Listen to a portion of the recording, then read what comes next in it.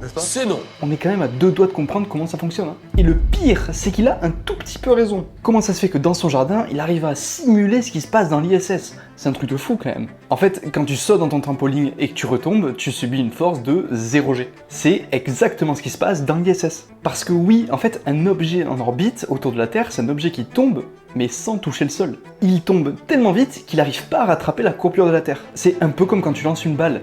La trajectoire de la balle est parabolique.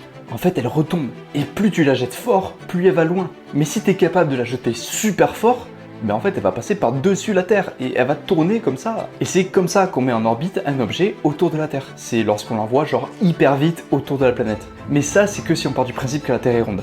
Parce que oui, la Terre est bien ronde et j'ai pas envie de débattre là-dessus pendant des années. Bref, quoi qu'il en soit, envoyez-moi vos meilleures vidéos pour qu'on puisse en parler.